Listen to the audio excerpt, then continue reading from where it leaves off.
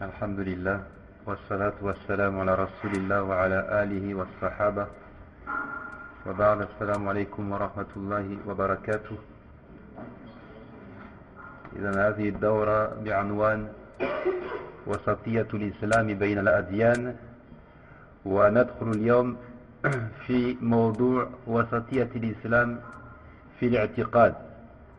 Donc notre séminaire consacré au thème de la modération en islam, et aujourd'hui nous abordons plus exactement le problème de la modération en ce qui concerne le credo, en ce qui concerne la croyance.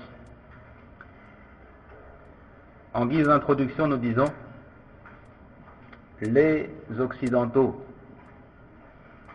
jugent les musulmans comme étant trop radicaux, trop engagés. On entend souvent ces propos à travers les médias, que les musulmans manquent de tolérance, ils manquent d'ouverture.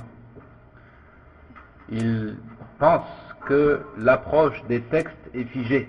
Et ils s'imaginent que pour les musulmans, il n'y a qu'une approche figée du texte révélé.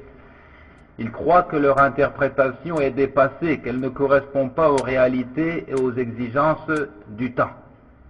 Et vous le savez comme moi, on fait volontiers l'amalgame entre islam et extrémisme, islam et terrorisme, etc., etc.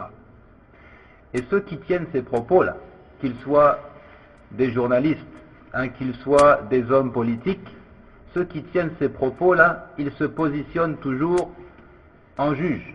Ils pensent incarner l'idéal de justice, l'équité, la droiture, la juste mesure. Or, lorsque l'on retourne au texte révélé, on trouvera que Allah Azza wa Jal a décrit cette communauté de l'islam comme étant la communauté du juste milieu. Il a dit: وَكَذَلِكَ جَعَلْنَاكُمْ أُمَّةً وَسَطًا لِتَكُونُوا شُهَدَاءَ عَلَى النَّاسِ وَيَكُونَ الرَّسُولُ عَلَيْكُمْ شَهِيدًا. Il a dit: c'est de cette manière que nous avons fait de vous une communauté de juste milieu, afin que vous soyez témoins contre les gens et que le messager soit témoin contre vous. Ummatan wasata, une communauté de juste milieu, on pourrait traduire également une communauté donc équilibrée, modérée. De la même façon, lorsqu'il a décrit les serviteurs du tout miséricordieux, Allah Azza wa Jalla a dit: وَالَّذِينَ إِذَا أَنفَقُوا لَمْ يُسْرِفُوا وَلَمْ يَقْتُرُوا وَكَانَ بَيْنَ ذَلِكَ قَوَامًا. Il a dit qui, lorsqu'ils dépensent, ne sont ni prodigues ni avares, ni prodigues ni avares, mais qui se tiennent au juste milieu. Alors que l'exagération, mujawazat al-had, le fait de dépasser les limites fixées par Allah, ça c'est plutôt une des caractéristiques des communautés antérieures. De dépasser les limites fixées par Allah, c'est plutôt la caractéristique des communautés d'antan, de parmi les juifs, les chrétiens et autres. L'exagération conduisant aux extrémismes, c'est donc leur caractéristique à eux. At-Tourian, qui signifie le fait d'outrepasser les limites, que ce soit par un rigorisme outrancier ou un excès de zèle. Ici, il y a deux cas envisageables. Soit on en fait trop, soit on n'en fait pas assez. Soit on en fait trop, on parle ici d'un rigorisme outrancier, soit on n'en fait pas assez, on parle d'un excès de zèle. Cet empiètement des frontières, des règles établies par Allah, c'est la caractéristique, encore une fois, des gens du livre. Allah Azza wa Jalla a dit dans le verset 171 du chapitre 4, il dit: Ya ahl al-kitab, la taghlu fi dinikum wa la taqulu ala Allah illa al-haq.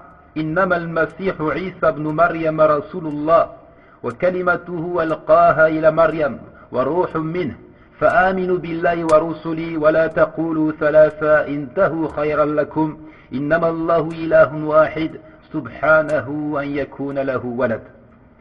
Il dit aux gens du livre: n'exagérez pas dans votre religion et ne dites d'Allah que la vérité. Par ce verset, Allah nous signifie qu'ils ont exagéré dans leur religion. Et Allah les réprimande en disant, n'agissez pas de la sorte, n'exagérez pas dans votre religion. Et il nous indique ici de quelle manière s'est manifestée cette rébellion, cette exagération. Il dit, ne dites d'Allah que la vérité. Le Messie Jésus, fils de Marie, n'est qu'un messager d'Allah, sa parole qu'il envoya à Marie est un souffle de vie provenant de lui. Croyez donc en Allah et en ses messagers et ne dites pas trois. Cessez, cela sera meilleur pour vous. Allah n'est qu'un Dieu unique, trop glorieux pour avoir un enfant. Dans un second verset, il fait encore cette reproche aux gens du livre. Il dit, dans le verset 77 du chapitre 5, يا أهل الكتاب لا تغلوا في دينكم غير الحق ولا تتبعوا أهواء قوم قد ضلوا من قبل وضلوا كثيرا وضلوا عن سواء السبيل. Dis aux gens du livre, n'exagérez pas en votre religion s'opposant à la vérité. Ne suivez pas les passions de gens qui se sont égarés avant cela, qui ont égaré beaucoup de monde et qui se sont égarés du chemin droit. Donc encore une fois, l'exagération, le fait de ne pas s'en tenir à la juste mesure, que ce soit par un rigorisme extrême ou par un excès de zèle, ça c'est la caractéristique des gens du livre. Nous allons donner des exemples. ففي العبادات النصارى يدينون الله بعدم الطهارة بمعنى أنهم لا يتطهرون من الخبث يبول الواحد منهم ويصيب البول ثيابه ويقوم ويصلي في الكنيسة. واليهود بالعكس إذا أصابتهم النجاسة فإنهم يقرضون الثوب فلا يطهره الماء عندهم حتى إنهم يبتعدون عن الحائض ولا يؤكلونها ولا يجالسونها والنصارى بضدهم فإنهم ربما يجامعونها. Dans le registre des adorations, tout d'abord, des exemples. Dans le domaine du culte, les chrétiens adorent Allah sans purification aucune. Ils sont souillés par les impuretés. Les urines touchent leurs vêtements et malgré tout, ils s'assoient à l'église pour ce que l'on nomme une prière. Les juifs sont à l'opposé. Au contraire, ce sont, on peut dire, des maniaques de la propreté. Si une impureté touche le vêtement, alors ils ne conçoivent pas que l'eau suffise à nettoyer le vêtement et à se débarrasser de l'impureté. Ils le frottent jusqu'à le râper. Ils frottent le vêtement jusqu'à râper le vêtement et faire disparaître cette impureté. Il dit, ils vont même jusqu'à mettre la femme en période de menstru en quarantaine. Ils ne mangent pas avec elle. Elle ne s'assoit pas à une même table et pour certains même, ils lui dressent une tente loin de la maison où elle passera un temps avant de retrouver l'état de pureté initial. Et les chrétiens, encore une fois, sont à l'opposé. Les chrétiens, au contraire, n'ont pas de considération pour cette période de menstru. Et il se peut que l'un d'eux ait des rapports avec sa femme ou avec une femme durant la coulée du sang des menstrues. أما هذه الأمة فهم وسط فيقولون لا هذا ولا ذاك لا يشق الثوب ولا يصلي بالنجاسة بل يغسل غسلا حتى يزول أو تزول النجاسة منه ويصلي به ولا يبتعدون عن الحائض بل يؤكلونها ويباشرونها في غير جماع. Quant aux gens du juste milieu, les gens de cette communauté de l'islam, alors ils ne vont pas jusqu'à déchirer le vêtement, ni même jusqu'à prier dans un vêtement souillé, mais ils s'en tiennent au juste milieu. Plutôt ils lavent le vêtement avec de l'eau jusqu'à faire disparaître les traces de l'impureté, et ils prient là-dedans tout simplement. Ils ne fuient pas la femme qui a ses règles comme une pestiférée, mais ils la côtoient comme d'accoutumé. Il se peut même qu'il y ait caresses et baisers de la part du mari, sans toutefois en arriver à l'acte sexuel. Ça c'est le juste milieu. Ça, c'est la modération. Allah Azza wa Jalla a dit « Fastaqim kama umirta, wa man taba ma'aka wa la tatghaw » Le Très-Haut a dit dans le verset 112 du chapitre 11 « Demeure sur le droit chemin comme il t'a été commandé, ainsi qu'à ceux qui sont revenus à Allah avec toi repentants, wa la tatghaw, et ne commettez pas d'excès. » Et ne commettez pas d'excès.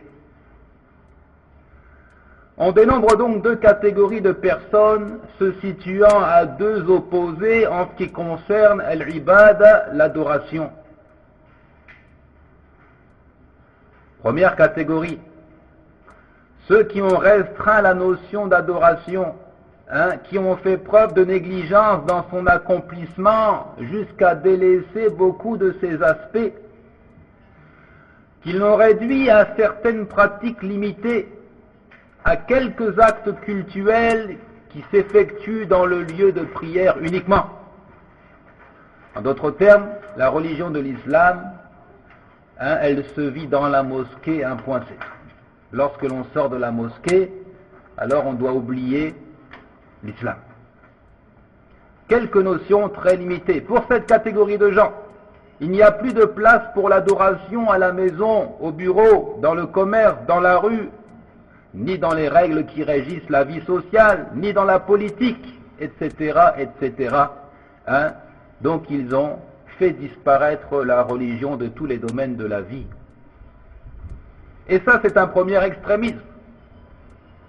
Et à l'opposé, il dit, ceux qui ont fait preuve d'un rigorisme outre mesure, d'un rigorisme extrême, dans l'accomplissement des actes d'adoration, ceux-là ont élevé les actes recommandés au degré d'actes obligatoires.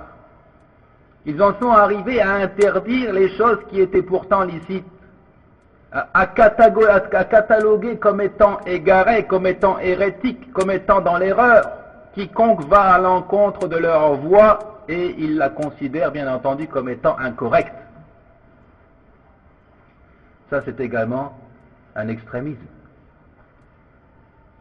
Les gens de l'islam sont au juste milieu. وكذلك في باب المحرمات نعم من المأكل والمشارب والمآكل والمشارب والنصارى استحلوا الخبائث وجميع المحرمات من الخمر ولحم الخنزير وغير ذلك واليهود حرم عليهم كل ذي ظفر. Il dit ici sur le plan coutumier maintenant. Nous avons parlé de l'aspect cultuel. Parlons maintenant des coutumes, des habitudes. Sur le plan alimentaire, les chrétiens se sont autorisés toute nourriture et toute boisson impure qui provoque l'ivresse, qui provoque la maladie, la viande de porc, le vin, etc.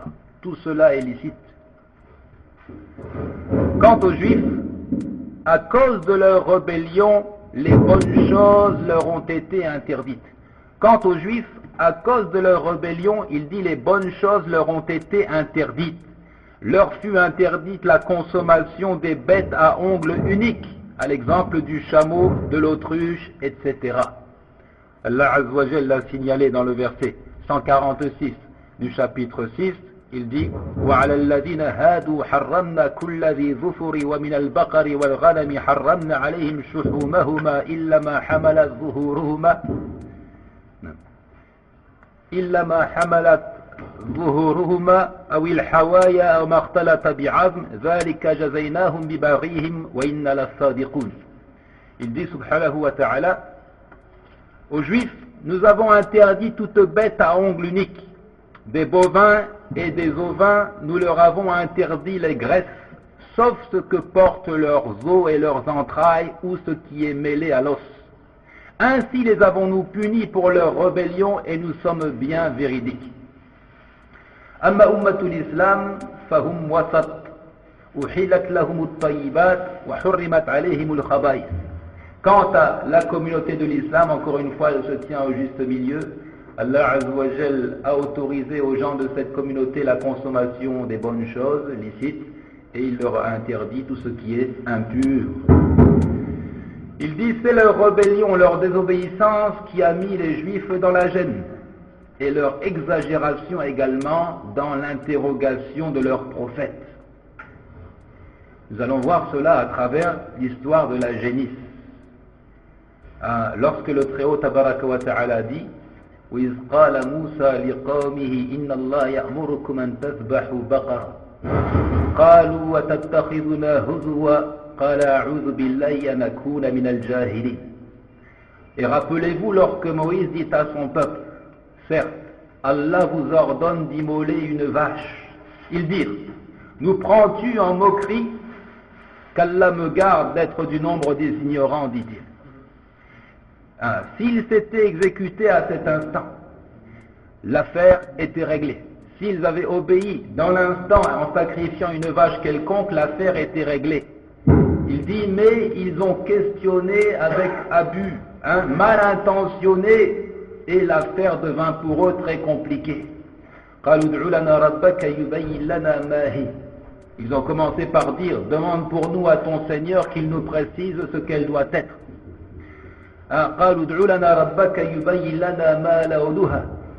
Demande pour nous à ton Seigneur qu'il nous précise sa couleur.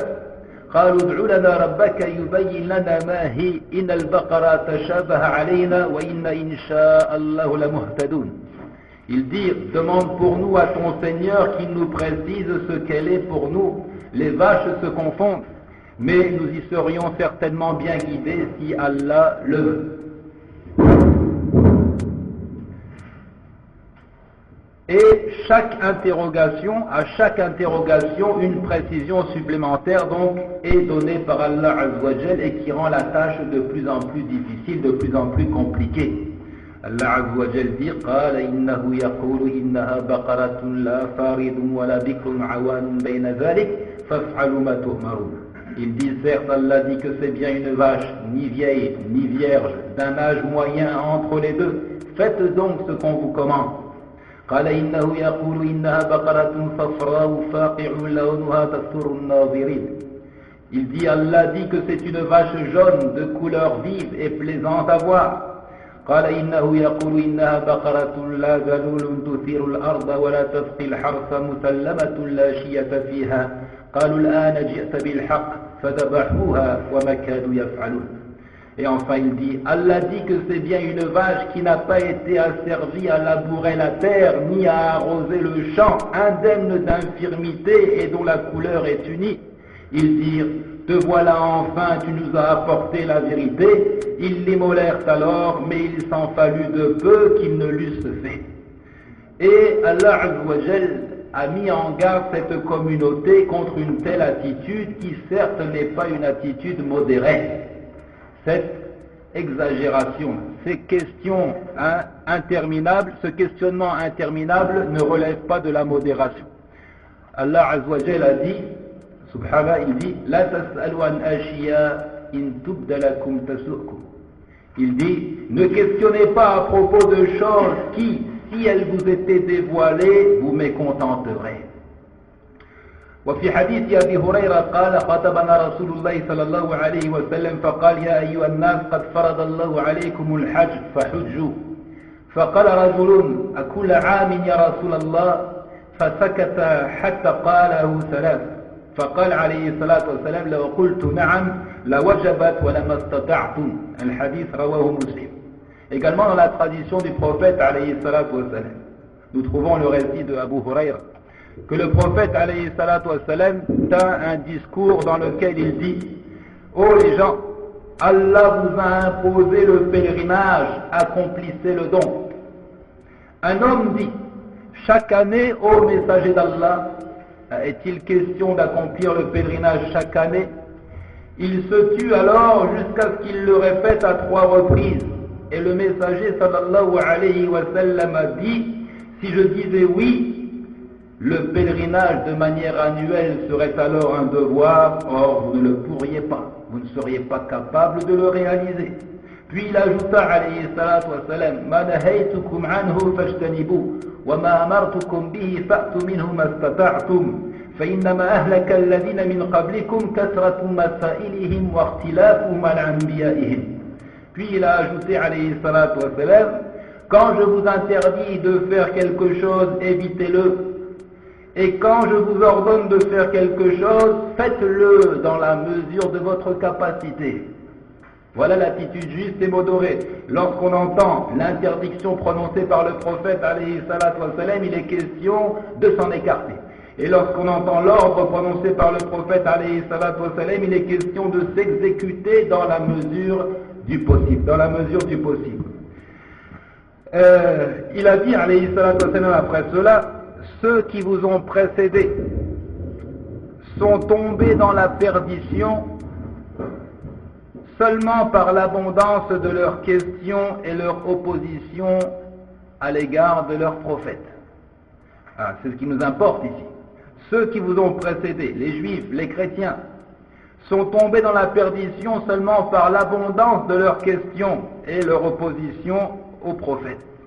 Il ne convient donc pas de poser trop de questions, surtout pendant la période de la révélation, car cela peut causer l'interdiction d'une chose qui ne l'était pas, ou l'obligation d'une chose qui ne l'était pas, ce qui rend les choses plus difficiles, bien entendu.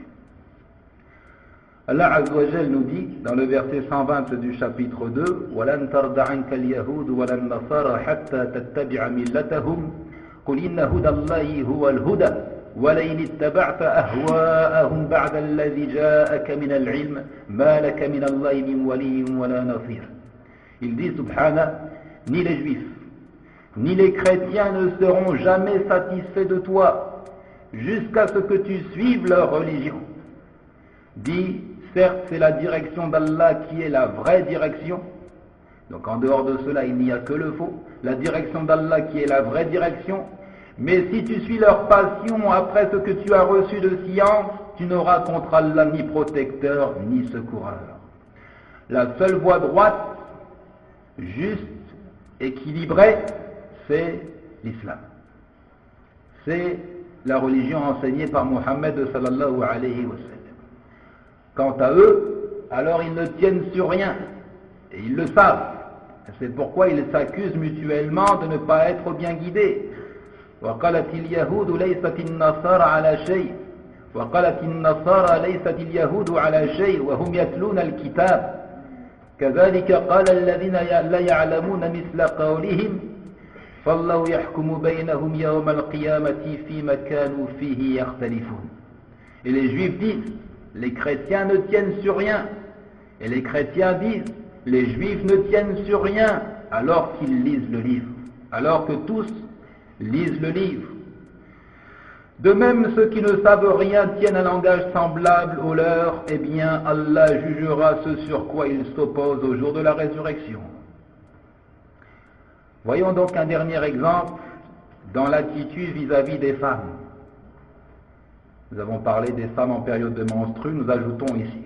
Les Juifs ont banalisé le crime de la fornication, en faisant disparaître les passages de la Torah citant la lapidation en guise de punition exemplaire pour un tel acte, et remplaçant cela par une peine légère. Donc une manière de s'autoriser les rapports extra-conjugaux, les rapports interdits. في الصحيحين عن عبد الله بن عمر أنه قال إن اليهود جاءوا إلى رسول الله صلى الله عليه وسلم فذكروا له أن امرأة منهم ورجلا زنيا فقال لهم الرسول عليه الصلاة والسلام ما تجدون في التوراة في شأن الرجم فقالوا نفضحهم ويجلدون فقال عبد الله بن سلام كذبتم إن فيها الرجم فأتوا بالتوراة فنشروها فوضع أحدهم يده على آية الرجم فقرأها ما قبلها وما بعدها فقال له عبد الله يرفع يدك فرفع يده فإذا فيها آية الرجم فقالوا صدق يا محمد فأمر بهما النبي صلى الله عليه وسلم فرجما. Pour preuve, dans le récit de Ibn Umar, que les Juifs sont venus au messager d'Allah sallallahu alayhi wa sallam, lui rappelant le fait qu'un homme et une femme des leurs avaient commis la fornication. Et le messager alayhi salatu wa sallam n'a fait que les questionner en disant « Qu'est-ce que vous trouvez dans la Torah au sujet de la lapidation ?» Et ils ont dit « Non, en ce qui concerne la fornication, alors, c'est-à-dire nafdahuhum, nous humilions leur auteur et nous les flagellons. » Dans certaines versions, on rapporte qu'ils avaient coutume de passer du goudron sur le visage de ceux qui avaient commis la fornication, de les faire monter à dos d'âne ou à dos de chameau et de les promener dans la ville afin que tout le monde sache que ceux-là ont commis le péché. Abdullah ibn Salam dit, vous avez menti, il y a là-dedans le verset de la lapidation. Ils ont donc amené la Torah, ils l'ont déployée, ils l'ont étalée. Et l'un d'eux a posé sa main sur le verset de la lapidation, lisant ce qu'il y avait avant et ce qu'il y a après. Abdullah ibn Salam lui dit, lève ta main. Il leva alors la main et voici le verset de la lapidation qui apparaît. Il a dit la vérité au Mohammed. Et le prophète alayhi salatu wassalam a donné l'ordre et ils furent lapidés. Non. Quant aux chrétiens, alors, à l'opposé, ils ont inventé l'ermitage, ou bien le monachisme, c'est-à-dire que le moine s'engage à ne jamais approcher une femme. Il fait vœu de chasteté. Et que la nonne s'engage à ne jamais connaître de rapport avec un homme. Et Allah Azza wa Jalla a dit à ce sujet, وَرُهْبَانِيَةً ابْتَدَعُوهَا مَا كَتَبْنَاهَا عَلَيْهِمْ إِلَّا ابْتِغَاءَ رِضْوَانِ اللَّهِ فَمَا رَعَوْهَا حَقَّ رِعَايَتِهَا. Allah Azza wa Jalla a dit dans le verset 27 du chapitre 57, le monachisme qu'ils inventèrent, alors nous ne leur avons nullement prescrit. Ils devaient seulement rechercher l'agrément d'Allah, mais ils ne l'observèrent pas, ce monachisme, comme il se devait. Donc il s'agit d'une hérésie, quelque chose qui n'était pas dans les enseignements de Jésus à lui la paix. C'est-à-dire que leur péché ici est double.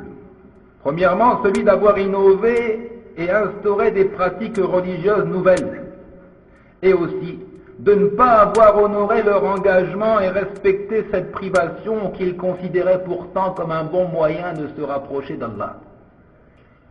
Allah Azza wa Jalla les a blâmés pour deux choses. Premièrement, pour avoir inventé le monachisme, le fait de se passer des femmes, et deuxièmement, parce qu'ils n'ont même pas respecté cet engagement qu'ils avaient pris, ce vœu de chasteté. Or, ils croyaient, ils pensaient qu'il s'agit là d'un moyen de se rapprocher d'Allah.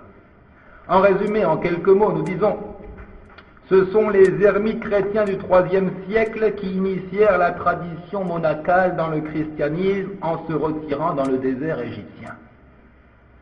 Ils adoptèrent le but mystique de l'union avec Dieu sous sa forme néo-platonicienne de l'époque, en l'intégrant à un cadre méditatif et à des pratiques ascétiques d'abnégation de soi.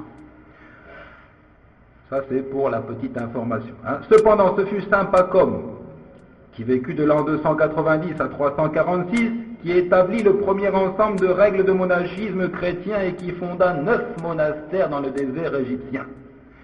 Saint Benoît de Nursie, qui vécut de l'an 480 à l'an 547, pour avoir développé les règles des bénédictins pour le monastère de Monte Cassino, en Italie, est perçu comme le fondateur véritable des ordres monastiques occidentaux.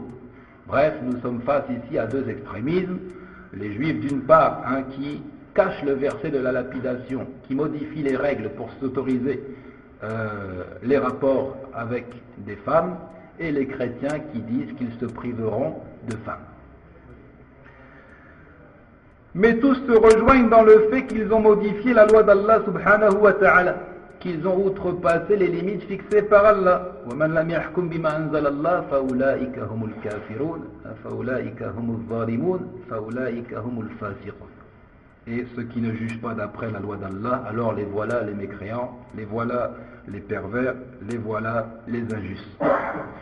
De ces récits ressort le fait que les juifs sont caractérisés par l'abandon de la pratique alors qu'ils savent la vérité. Et les chrétiens sont de grands ignorants qui œuvrent sans se baser sur quelque chose de solide, mais plutôt sur des innovations, sur des hérésies. Ils inventent leur propre culte, leur propre méthode d'adoration.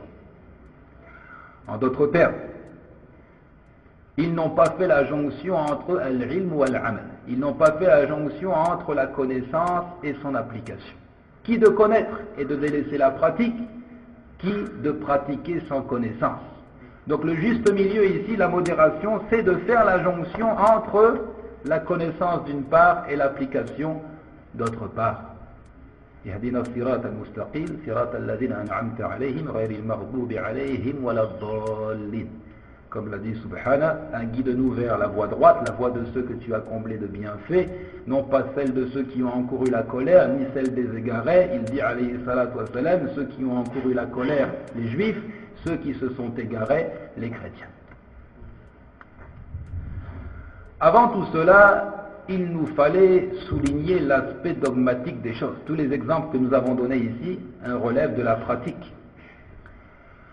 Il nous faut souligner l'aspect dogmatique des choses. ففي حق الله كانت اليهود تصف الله تعالى بالنقائص فتلحقه بالمخلوق وكانت النصارى تلحق المخلوق الناقص بالرب الكامل. En ce qui concerne la foi en Allah tout d'abord, nous trouvons que les Juifs l'ont sous-estimé, ils lui ont attribué des défaillances, des imperfections, ramenant le Seigneur au degré de la créature. Alors que les chrétiens ont, au contraire, glorifié certaines créatures et leur ont attribué la perfection, faisant d'elles une description qui les élève au degré du Seigneur Tabaraka wa Ta'ala. Deux opposés, les Juifs, qui font une description d'Allah telle qu'ils finissent par le comparer à une créature caractérisée par son imperfection, et les chrétiens qui font une description de certaines créatures telles qu'ils les mettent à pied d'égalité avec le Créateur Tabaraka wa Ta'ala. Dans le verset 181 du chapitre 3, لَقَدْ سَمِعَ اللَّهُ قَوْلَ الَّذِينَ قَالُوا إِنَّ اللَّهَ فَقِيرٌ وَنَحْنُ أَغْنِيَاءُ سَنَكْتُبُ مَا قَالُوا وَقَتْلَهُمُ الْأَنْبِيَاءَ بِغَيْرِ حَقٍّ وَنَقُولُ ذُوقُوا عَذَابَ الْحَرِيقِ. Il dit, Subhana, Allah a certainement entendu la parole de ceux qui ont dit Allah est pauvre et nous sommes riches. La parole des Juifs. Allah est pauvre et nous sommes riches. Nous enregistrons leurs paroles ainsi que leurs meurtres sans droit des prophètes et nous leur dirons goûtez au châtiment de la fournaise. Et dans cet autre verset 64 du chapitre 5, وَقَالَتِ الْيَهُودُ يَدُ اللَّهِ مَغْلُولَةٌ غُلَّتْ أَيْدِيهِمْ وَلُعِنُوا بِمَا قَالُوا بَلْ يَدَاهُ مَبْسُوطَتَانِ يُنْفِقُ كَيْفَ يَشَاءُ. Et les Juifs disent, la main d'Allah est fermée, que leurs mains soient fermées et maudits soient-ils pour l'avoir dit. Au contraire, ses deux mains sont largement ouvertes, il distribue ses dons comme il veut. Donc ici, ils ont parlé d'Allah en disant qu'il est avare. Dans le premier verset, il est pauvre. Dans le second verset, il est avare. Bref, c'est une description qui ne convient pas pour le Seigneur Tabaraka wa Ta'ala. Dans leur livre maintenant, nous trouvons la description suivante. Ils parlent du Très-Haut en ces termes. Allah oublie. Allah oublie. Lorsqu'il dit dans la Genèse, non. Lorsqu'il dit, et Dieu dit, voici le signe de l'alliance que j'institue entre moi et vous, et tous les êtres vivants qui sont avec vous pour les générations à venir. Je mets mon arc dans la nuée, et il deviendra un signe d'alliance entre moi et la terre.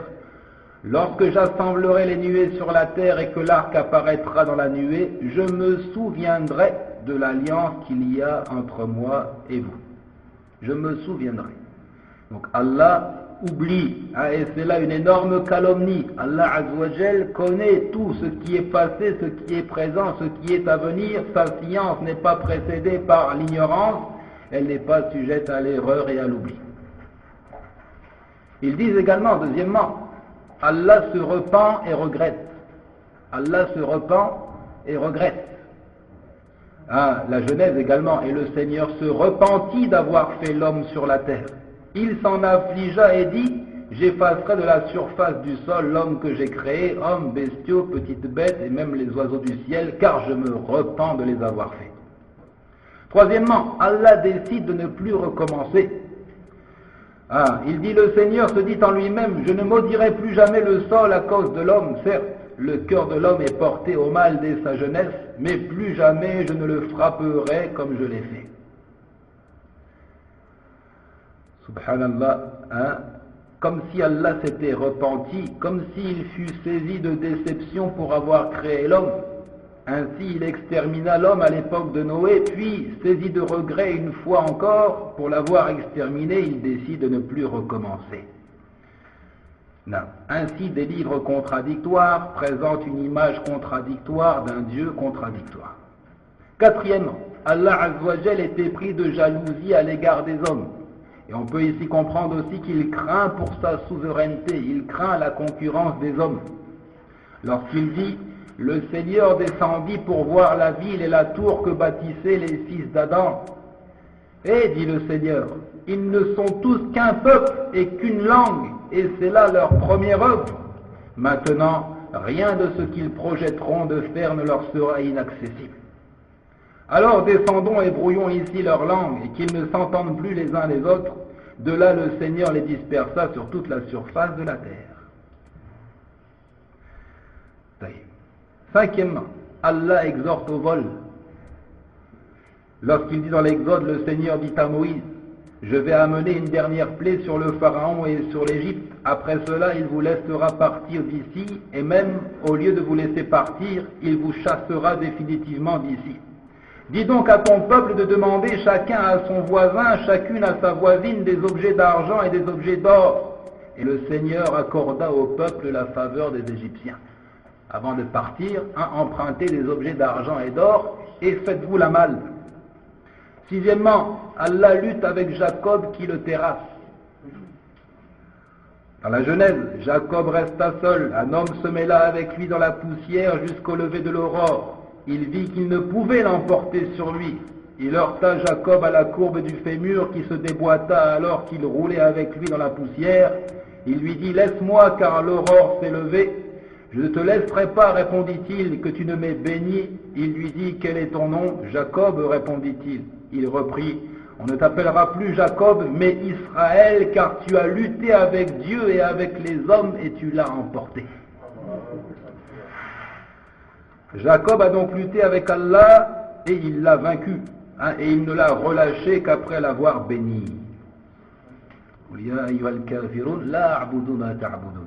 Ô vous les infidèles, je n'adore pas ce que vous adorez. Et plus encore, nous disons, cette religion n'est pas modérée. Cette religion n'est pas celle de la juste mesure. Quant à l'attitude envers les prophètes, فَالْيَهُودِ خَفَّوْا فِي الْأَنْبِيَا حَتَّى قَتَلُوهُمْ وَالنَّصَارَى غَلَوْا فِي عِيسَى فَجَعَلُوهُ إِلَهًا مَعَ اللَّهِ. Ainsi, les Juifs ont méprisé les prophètes et ils les ont sous-estimés au point d'en assassiner un grand nombre. Alors qu'à l'opposé, les chrétiens ont exagéré dans la considération de Jésus jusqu'à faire de lui une divinité. Allah Azzawajal dit dans le verset 91 du chapitre 2, وَإِذَا قِيلَ لَهُمْ آمِنُوا بِمَا أَنزَلَ اللَّهُ قَالُوا نُؤْمِنُ بِمَا أُنزِلَ عَلَيْنَا وَيَكْفُرُونَ بِمَا وَرَاءَهُ وَهُوَ الْحَقُّ مُصَدِّقًا لِمَا مَعَهُمْ قُلْ فَلِمَ تَقْتُلُونَ أَنْبِيَاءَ اللَّهِ مِنْ قَبْلُ إِن كُنتُم مُؤْمِنِينَ. Et quand on leur dit « Croyez à ce qu'Allah a fait descendre », ils disent « Nous croyons à ce qu'on a fait descendre vers nous », et ils rejettent le reste alors qu'il est la vérité confirmant ce qu'il y avait déjà avec eux. Dit « Pourquoi donc avez-vous tué auparavant les prophètes d'Allah si toutefois vous êtes croyants ?» Le verset 87 du chapitre 2, أَفَكُلَّمَا جَاءَكُمْ رَسُولٌ بِمَا لَا تَهْوَى أَنفُسُكُمُ اسْتَكْبَرْتُمْ فَفَرِيقًا كَذَّبْتُمْ وَفَرِيقًا تَقْتُلُونَ. Et à chaque fois qu'un messager vous apportait des vérités contraires à vos souhaits, contraires à vos désirs, vous vous enfliez d'orgueil, vous traitiez les uns d'imposteurs et vous tuiez les autres. Ils ont décrit les prophètes comme étant des êtres pervers et malfaisants, dans les textes fabriqués de toutes pièces et présentés comme venant d'Allah. فَبِمَا نَقْضِهِمْ مِيثَاقَهُمْ لَعَنَّاهُمْ وَجَعَلْنَا قُلُوبَهُمْ قَاسِيَةً يُحَرِّفُونَ الْكَلِمَ عَنْ مَوَاضِعِهِ وَنَسُوا حَظًّا مِمَّا ذُكِّرُوا بِهِ وَلَا تَزَالُ تَطَّلِعُ عَلَى خَائِنَةٍ مِنْهُمْ إِلَّا قَلِيلًا مِنْهُمْ. Allah Azzawajal a dit à ce sujet: et puis à cause de leur violation de l'engagement, nous les avons maudits et avons endurci leur cœur. Ils détournent les paroles de leur sens. Ils oublient une partie de ce qui leur a été rappelé. Tu ne cesseras de découvrir leur trahison, sauf d'un petit nombre d'entre eux. Encore une fois, ils ont décrit les prophètes comme des êtres pervers et malfaisants. Donc, ils n'ont aucune estime pour les prophètes. Et c'est d'ailleurs la tendance actuelle en Occident, si on se remémore, n'est-ce pas, l'épisode des caricatures du prophète sallallahu alayhi wa sallam. Ils ont décrit David comme étant l'adultère. Puis David aurait fait assassiner le mari de sa maîtresse. Il dit, sur le soir, David se leva de son lit. Il alla se promener sur la terrasse de la maison du roi. Du haut de la terrasse, il aperçut une femme qui se baignait. La femme était très belle. David envoya prendre des renseignements sur cette femme et l'on dit, mais c'est Bethzabée, la fille d'Eliam, la femme d'Uri le Hittite. David envoya des émissaires pour la prendre. Elle vint chez lui et il coucha avec elle. Elle fit informer David et déclara, je suis enceinte.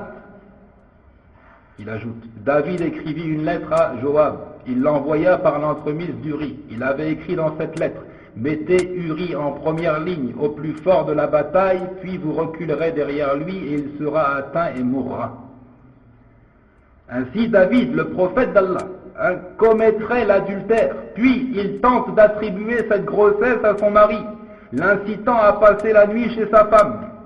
Ce vaillant guerrier, refusant d'abandonner ses compagnons de guerre, refusa les plaisirs de la chair. David envoya alors au chef de l'armée de mettre le pauvre Uri dans une position dangereuse lors de la rencontre de l'ennemi afin qu'il soit tué. Voilà le complot perpétré par David qui hébergera finalement cette veuve avec le restant de son harem et la fin de ce mythe grotesque qui fait frissonner tout croyant. Bethzabée, la fornicatrice, serait donc la mère du prophète Salomon. Deuxièmement, Salomon, tenté par les femmes, finit par apostasier. Dans le livre des rois, le roi Salomon aima de nombreuses femmes étrangères, outre la fille du pharaon, des Moabites, des Ammonites, des Édomites, des Sidoniennes, des Hittites. Elles étaient originaires des nations dont le Seigneur avait dit aux fils d'Israël, vous n'entrerez pas chez elles et elles n'entreront pas chez vous, sans quoi elles détourneraient vos cœurs vers leur Dieu.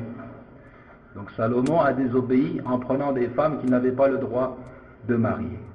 C'est justement à ces nations que Salomon s'attacha à cause de ses amours.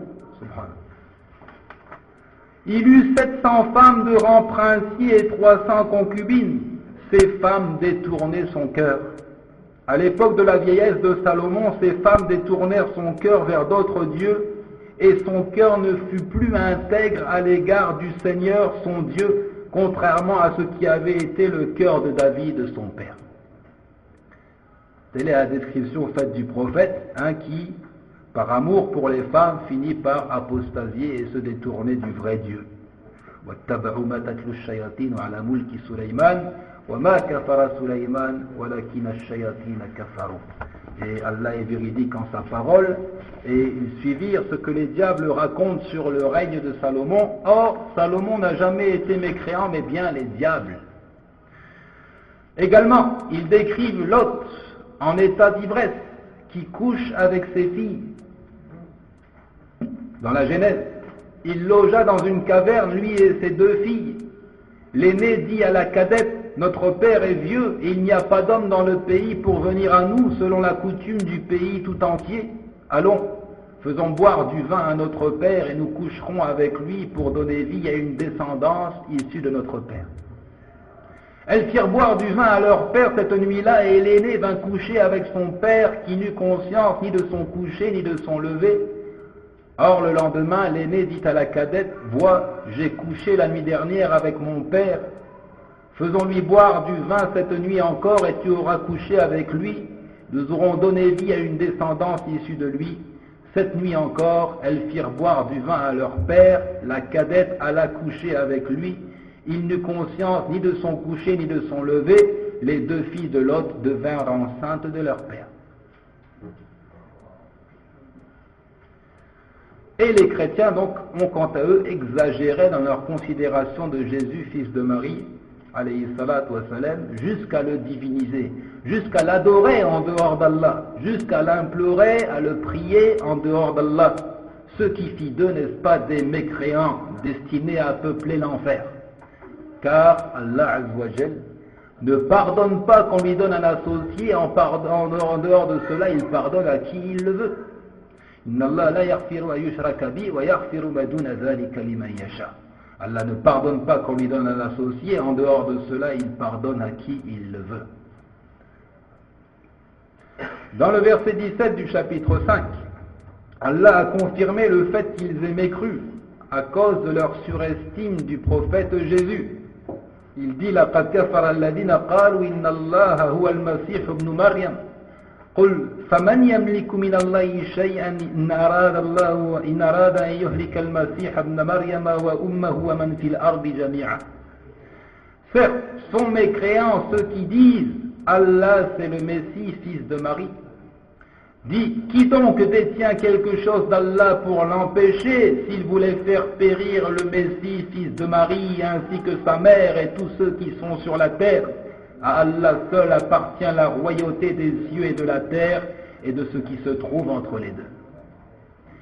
Et il l'a aussi dit dans un second verset, le verset 72 du chapitre 5, لَقَدْ كَفَرَ الَّذِينَ قَالُوا إِنَّ اللَّهَ هُوَ الْمَسِيحُ ابْنُ مَرْيَمَ وقال المسيح يا بني إسرائيل اعبدوا الله ربي وربكم إنه من يشرك بالله فقد حرم الله عليه الجنة ومأواه النار وما للظالمين من أنصار.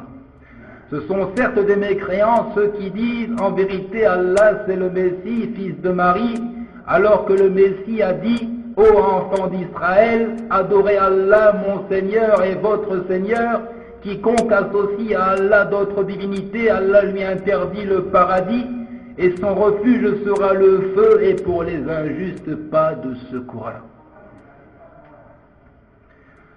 Quant aux suiveurs de Muhammad sallallahu alayhi wa sallam, alors ils sont modérés, alors ils s'en tiennent au juste milieu, lui accordant ses droits de prophète et remplissant leurs devoirs envers lui et gardant en mémoire ces nobles paroles sallallahu alayhi wa sallam, la tutruni kama atrat an-nasara ibn Maryam innama ana abdun faqulu abdullahi wa rasuluh.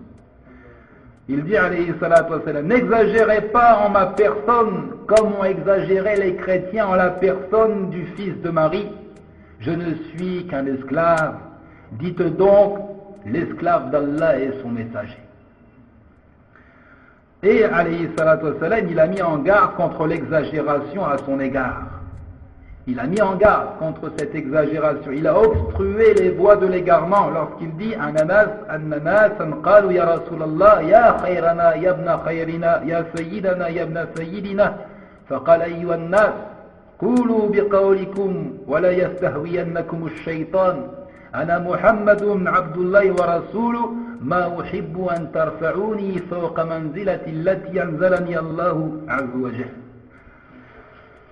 Lorsque des gens dirent ô prophète d'Allah, ô toi le meilleur d'entre nous, fils du meilleur d'entre nous, ô notre maître, fils de notre maître, il dit alayhi salatu wassalam, ô les gens, dites ce que vous voulez dire et ne laissez pas Satan vous pousser à dire de mauvaises paroles. Je suis Mohammed, serviteur et messager d'Allah. Je ne veux pas que vous m'éleviez au-dessus du statut qu'Allah m'a accordé. فسبيل الحق واحد وأن هذا صراطي مستقيما فاتبعوه ولا تتبعوا السبل فتفرق بكم عن سبيلي. Le chemin de la droiture, de la modération, de l'équilibre est un seul, et c'est la voie tracée par Allah Azza wa Jal et enseignée par Muhammad sallallahu alayhi wa sallam. Ici vous pourriez me dire, peut-on parler d'un islam? Peut-on dire d'une manière absolue l'islam est la religion de droiture et la religion équilibrée? Nous avons tous conscience du fait que cette communauté soit divisée. Tous les musulmans n'ont pas la même compréhension de la religion de l'islam. Certains pensent que le changement pourrait survenir en passant par les urnes. Certains croient que le changement ne peut survenir qu'en posant des bombes. Certains pensent que ni les élections, ni les attentats ne pourront y changer quoi que ce soit, qu'il convient aux musulmans, tout d'abord, d'étudier sa religion et de s'éduquer sur le plan individuel sur cette noble religion. Bref, différentes approches, différentes compréhensions. Lorsqu'on dit donc, seuls les musulmans sont les modérés, de quel islam parle-t-on? Il dit alayhi salatu wa salam la tattabi'una sanana man kana qablakum shibran shibran wa zira'an zira'an hatta law dakhalu juhra dabbin tami'tubuhum qalu ya rasulallah al-yahud wa an-nasara qala faman wa qala fi riwaya fahal an-nasu illa haula. Il dit alayhi salatu wa salam, vous suivrez les voies de ceux qui vous ont précédés, empan par empan, coudé par coudé, jusqu'à ce que s'ils entraient dans le trou d'un lézard, dans le refuge d'un lézard, alors vous les suivriez là-dedans. Nous dîmes, ô messager d'Allah, tu veux signifier les juifs et les chrétiens? Il dit, et sinon qui? Et dans une version, il dit, les gens sont-ils autres que cela? Et il nous a signalé, alayhi salatu wa salam, également que cette communauté sera divisée. Mais nous disons, qui s'en tient à la religion dans sa forme originelle, telle qu'elle a été révélée à Mohammed, alayhi salatu wa salam, enseignée et pratiquée par Mohammed et ses compagnons, alors celui-là, effectivement, est du nombre des gens de la droiture. Il arpente la voie de la modération. وَكَذَلِكَ جَعَلْنَاكُمْ أُمَّةً وَسَطًا لِتَكُونُوا شُهَدَاءَ عَلَى النَّاسِ وَيَكُونَ الرَّسُولُ عَلَيْكُمْ شَهِيدًا. Et c'est de cette manière que nous avons fait de vous une communauté de juste milieu, afin que vous soyez témoins contre les gens et que le messager soit témoin contre vous. C'est pourquoi il disait, alayhi salatu wa salam, ayant entendu que 3 jeunes individus s'était renseigné auprès de ses épouses sur les formes d'adoration qu'il produisait à son domicile, loin du regard des gens, et ayant trouvé l'affaire légère, l'un d'eux a dit, Amma ana fa'aqumul layl wa la anam. Quant à moi, je prends l'engagement de prier toute la nuit sans jamais dormir. Wa qala ath-thani amma ana fa'asumu wa la uftir. Quant à moi, je prends l'engagement de jeûner de manière continue, sans rompre le jeûne. Quant à moi, je ne marierai jamais les femmes. Justement, nous avons parlé ici du monachisme, nous avons parlé de cette hérésie qu'est le monachisme chez les chrétiens, ce vœu de chasteté. Celui-ci a dit, je ne marierai jamais les femmes. Et lorsque le prophète alayhi salatu wa salam a entendu ces propos, alors il a convoqué ces jeunes gens, il les a blâmés, il les a réprimandés en disant, Amma ana فأقوم الليل وأنام وأصوم وأفطر وأتزوج النساء ومن رغب عن سنتي فليس مني. Il a dit clairement, alayhi salatu wa salam, expliquant à ces jeunes gens quelle est la position modérée. Il a dit, quant à moi, je prie la nuit et je dors, je jeûne, et il m'arrive aussi de rompre le jeûne, et je marie les femmes, et quiconque s'écarte de ma tradition, quiconque s'écarte de ma voie, alors il n'est pas des miens. Donc l'islam fustige, n'est-ce pas, les extrémismes, les exagérations. عن عائشة رضي الله عنها أن النبي صلى الله عليه وسلم دخل عليها وعندها امرأة قال من هذه؟ قالت هذه فلانة تذكر من صلاتها. قال مه عليكم بما تطيقون فوالله لا يمل الله حتى تملوا وكان أحب الدين إليه ما داوم عليه صاحبه متفق عليه. Dans l'autre récit rapporté par Al-Bukhari et Muslim, le prophète alayhi salatu wa salam entra chez Aïcha alors qu'elle était en compagnie d'une autre femme et il dit, qui est donc celle-ci? Elle dit, c'est une telle qui est venue me parler du grand nombre de ses prières, qui est venue me raconter de quelle manière est-ce qu'elle prie abondamment. Il dit, alayhi salatu wa salam, ne vous surchargez point ainsi, car on ne vous a imposé que ce que vous pouvez supporter. Allah yukallifullahu nafsan illa wus'aha. Allah ne charge une âme que d'un fardeau. Allah ne charge pas une âme d'un fardeau supérieur à sa capacité. Par Allah, il ajoute, par Allah, Allah ne se lasse pas jusqu'à ce que vous vous lassiez.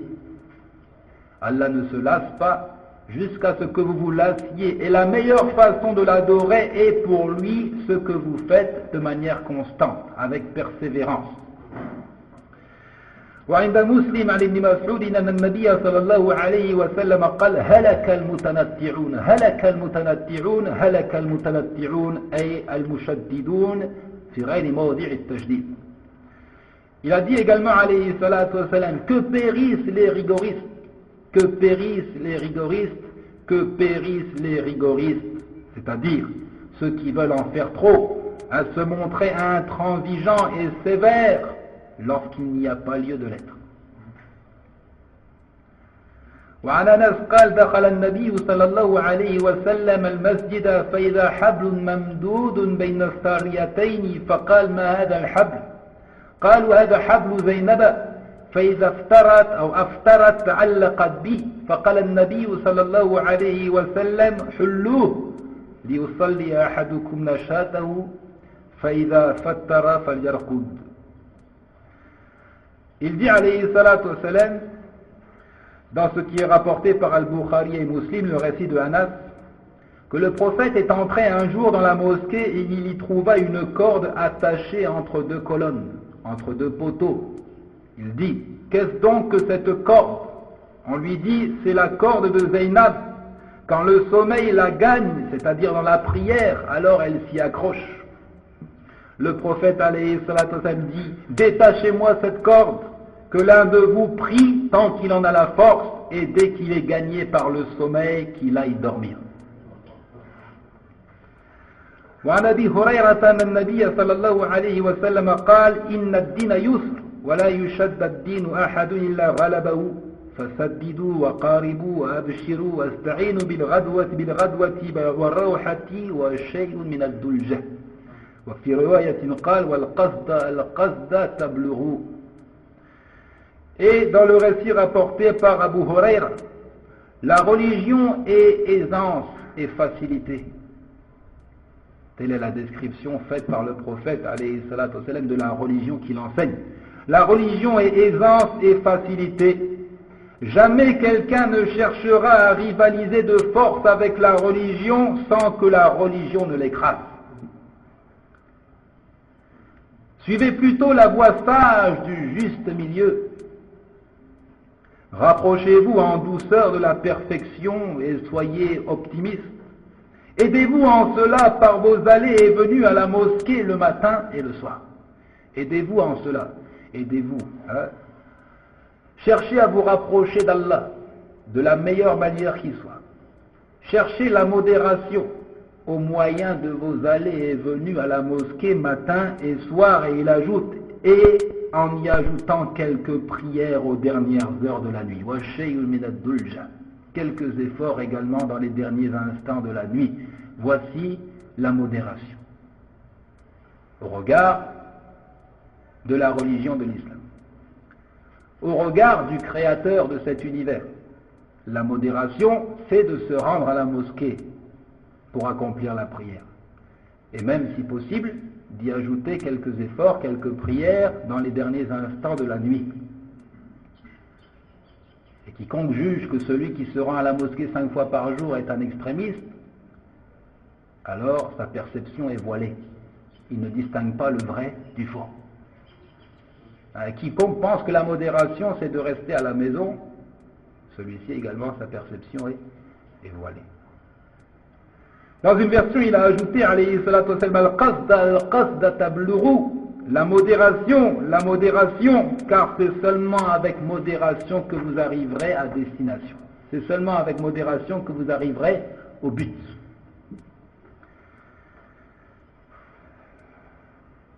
Encore une fois, là j'insiste, nous parlons de l'islam dans sa forme originelle telle qu'il a été enseigné par le prophète sallallahu alayhi wa sallam. Nous parlons de ce groupe qui s'en tient aux enseignements de Mohammed alayhi salatu wa sallam, et duquel il disait La tazalu ta'ifatu min ummati zahirina ala al-haqqi hatta taqum as-sa'a. Un groupe de ma communauté ne cessera d'être triomphant sur la vérité jusqu'à ce que l'heure dernière se dresse. Et dans le récit, تفترق أمتي على 73 فرقة كلها في النار إلا واحدة وهي الجماعة. Il disait, alayhi salatu wassalam, cette communauté se divisera certes en 73 sectes. 72 sont dans le feu et une seule est dans le paradis. Et il s'agit du groupe. Et dans une autre version, il donne des précisions quant au sens du groupe.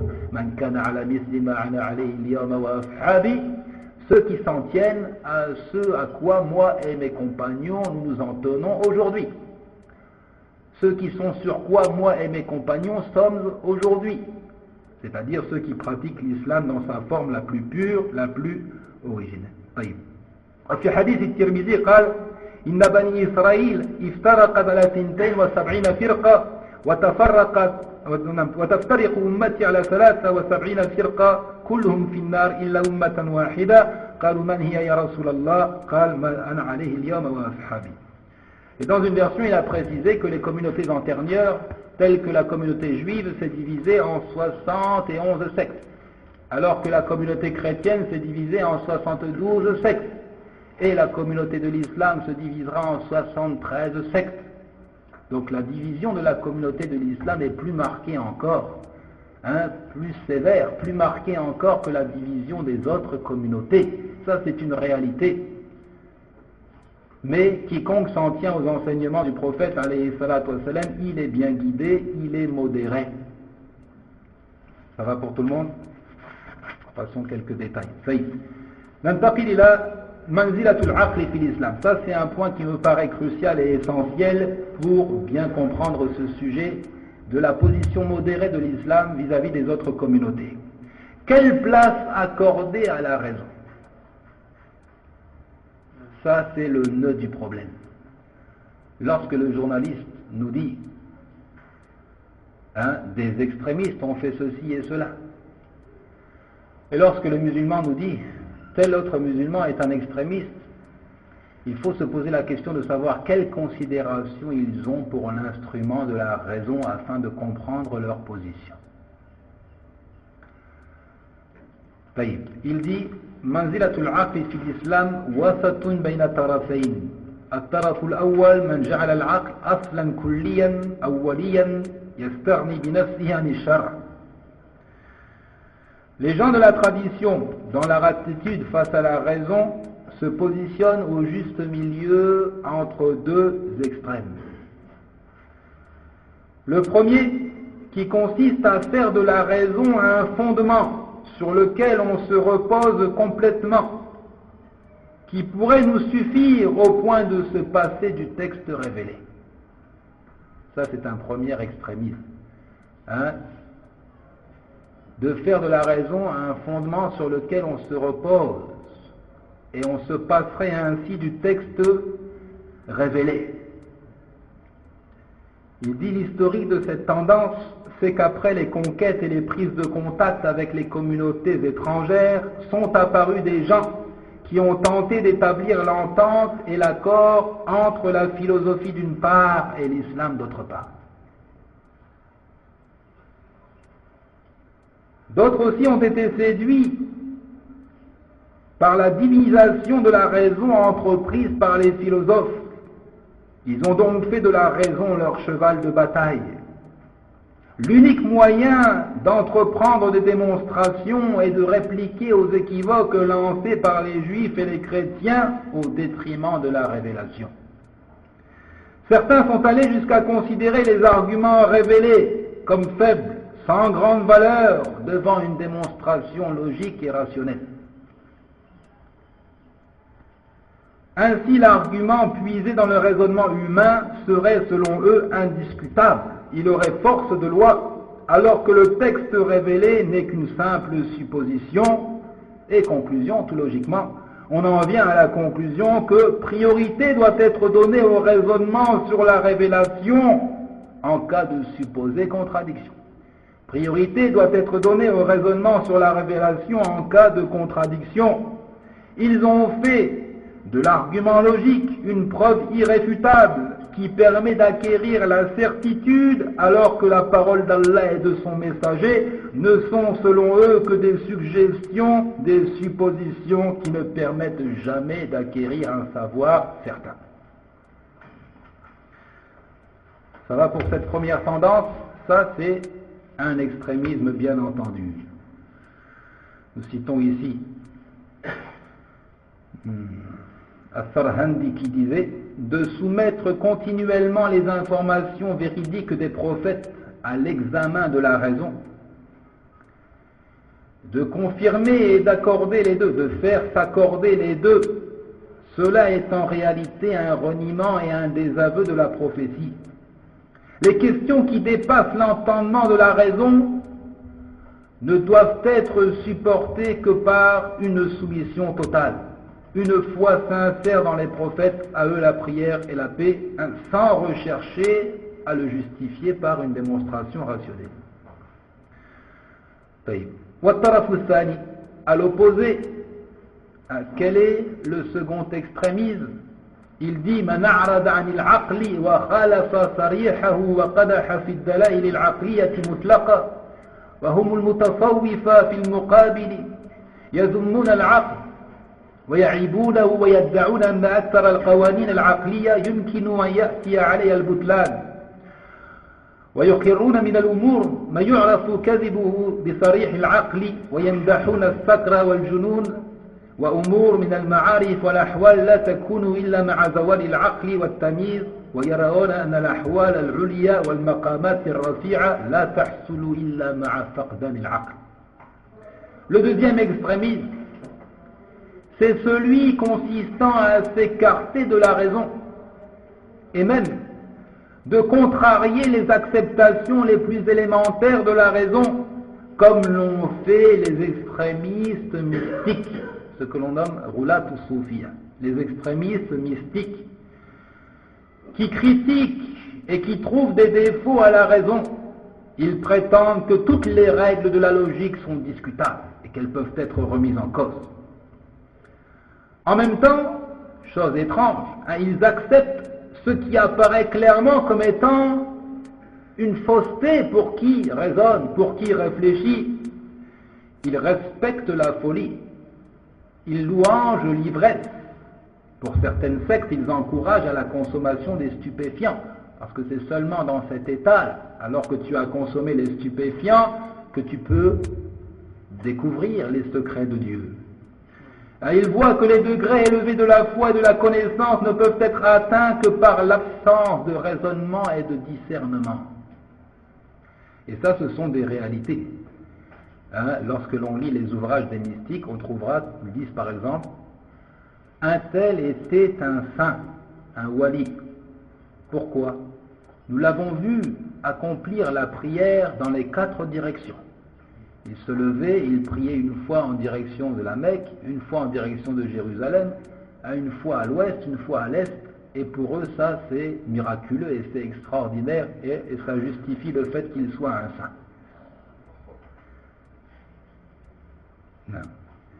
Wal-wasat, quelle est donc l'approche modérée? Quelle est la modération dans la considération de l'instrument de la raison? أولا أن العقل شرط في معرفة العلوم وصلاح الأعمال لذلك كان سلامة العقل شرطا في التكليف.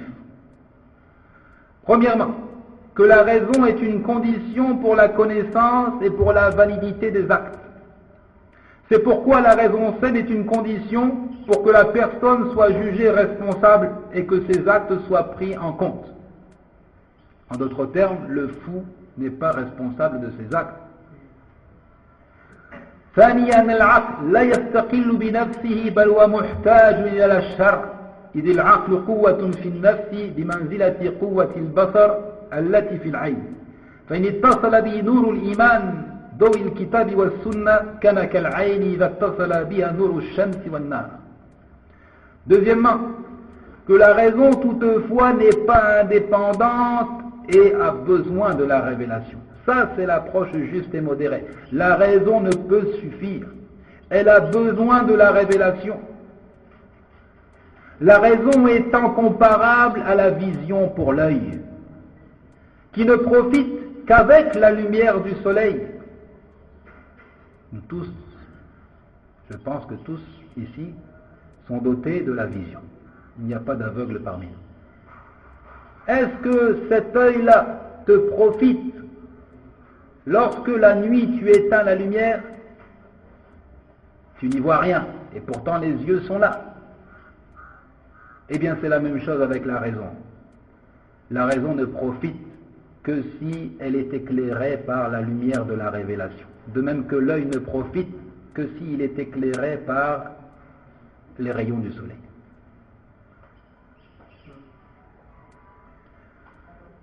ثالثا خص الله تعالى أصحاب العقول بالمعرفة التامة لمقاصد العبادة وحكم التشريع فقال بعد ذكر أحكام الحج واتقون يا أولي الألباب وقال عاقب ذكر أحكام القصاص ولكم في القصاص حياة يا أولي الألباب.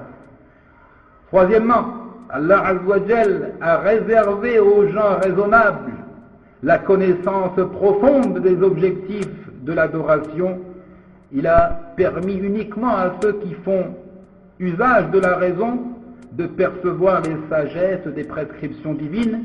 Pour preuve, il a dit après avoir cité les règles du pèlerinage, et craignez-moi, vous qui êtes dotés de l'intelligence.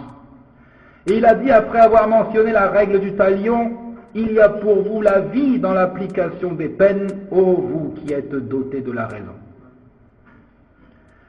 Quatrièmement, قصر تعالى الانتفاع بالذكر والموعظة على أصحاب العقول وما يذكر إلا أولو الألباب وقال سبحانه ولقد تركنا منها آية بينة لقوم يعقلون. Qu'Allah a restreint les bénéfices du rappel et de l'exhortation à ceux qui raisonnent. Il dit seuls ceux qui raisonnent se souviennent. Et il dit et nous y avons laissé un signe évident pour un peuple qui raisonne. Donc Allah fait les éloges de la raison. وذم الله تعالى المقلدين لآبائهم وذلك حين ألغوا عقولهم وإذا قيل لهم اتبعوا ما أنزل الله قالوا بل نتبع ما ألفينا عليه آباؤنا أولو كان آباؤهم لا يعقلون شيئا ولا يهتدون. Allah n'a blâmé la suivi aveugle des ancêtres qu'à cause de cette attitude consistant à ne plus réfléchir, à ne plus raisonner. Il a dit, si on leur dit, suivez ce qu'Allah a fait descendre, ils disent, mais non, nous suivons plutôt ce sur quoi nous avons trouvé nos ancêtres. Quoi, cela même si leur père ne raisonnait rien et n'était pas bien guidé. Septièmement, حرم الله الاعتداء على العقل. حرم على المسلم كل ما يخامر العقل. Sixièmement, l'islam a interdit tout ce qui ombrage la raison, tout ce qui freine la réflexion, l'empêchant de discerner ce qui lui est profitable. C'est pourquoi il est interdit de boire du vin et autres. Non.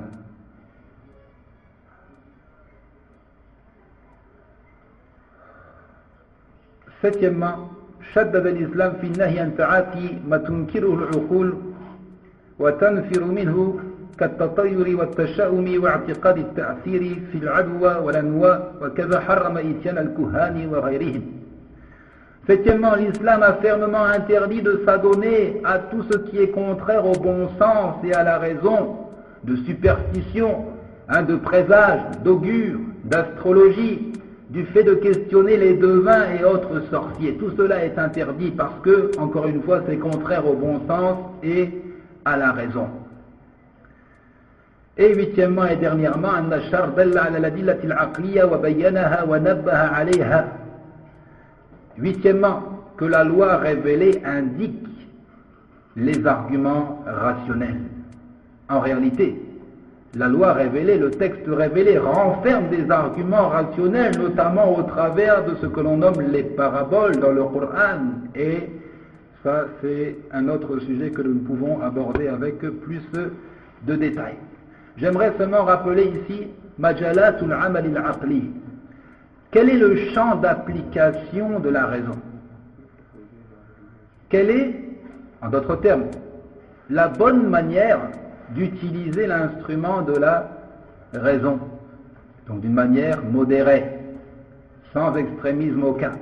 Quel est le champ d'action de la raison? Il dit, la raison est un moyen limité de parmi les moyens menant à la connaissance.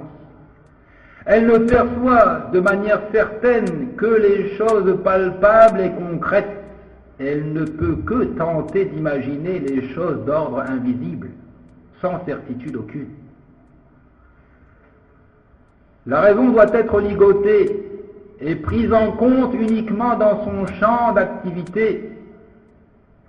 De se passer de la raison dans les domaines qui ne sont pas les siens ne signifie pas une abolition, une invalidation totale de la raison. Il faut faire jouer à la raison son vrai rôle. Il faut l'utiliser dans la mesure de ses capacités. Est-ce que c'est bien compris ça? C'est un instrument et comme tout instrument, il a un mode d'emploi. Il a un champ d'application que l'on ne peut pas outrepasser. C'est une créature d'Allah. Et comme toute créature d'Allah, alors elle a ses limites. فالعقل مصدر من مصادر المعرفة الدينية لكنه ليس مصدرا مستقلا. La raison est une source d'arguments dans la religion, mais elle n'est pas autonome. Elle a besoin de l'indication des textes révélés. Elle a besoin de l'indication des textes révélés. Ici, il dit, c'est très important, j'espère que vous êtes attentifs, la raison se repose dans ses règles sur des données palpables. Sur des données palpables qu'elle acquiert par le biais de ses envoyés, à savoir les membres du corps, l'audition, la vision et le reste des instruments sensoriels. Ce sont ces instruments qui transmettent les informations à l'esprit. Ces derniers transportent les données extraites de choses existantes dont elles ont été témoins. Ces sens les ont explorés, ils les ont expérimentés, que ce soit par le toucher, par l'odorat, par l'ouïe, par la vue. Alors la raison commence son travail. À cet instant, lorsque les informations lui parviennent, la raison commence à ordonner, à classifier, elle analyse, elle regroupe, elle compare, elle met en relation, puis elle conclut, elle extrait une règle, elle tire des conclusions, elle émet des jugements. Mais durant toutes ces opérations, elle ne s'appuie que sur des données palpables et matérielles. Si la raison sortait de ce domaine, alors elle parlerait sans science aucune. Elle porterait des jugements infondés. Qu'est-ce que l'on veut dire par là? On veut dire par là les questions du dogme et surtout ce qui a trait à l'invisible, les informations précises de tout ce qui a trait à l'invisible ne peut être connu par la simple intelligence humaine. Sans la révélation et ce qu'elle a indiqué de preuves logiques et raisonnables, ces questions seraient restées obscures à l'esprit de l'homme, pour ne pas dire totalement voilées de la perception de l'homme. Pour ne pas dire totalement voilées de la perception de l'homme. C'est clair pour tout le monde? Et ça, c'est un point très important, parce que tout le problème aujourd'hui, c'est de cette confrontation qui existe entre l'islam et l'Occident. C'est essentiellement la considération de l'instrument de la raison et la place que l'on accorde au texte révélé.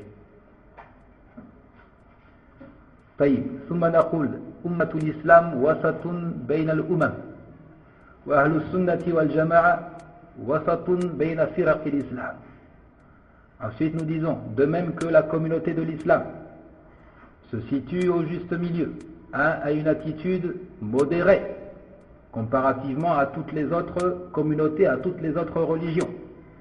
De la même façon, les gens de la tradition, ceux qui s'en tiennent aux enseignements du prophète Mohammed sallallahu alayhi wa sallam, qui se débarrassent de toute hérésie, ceux-là sont également au juste milieu.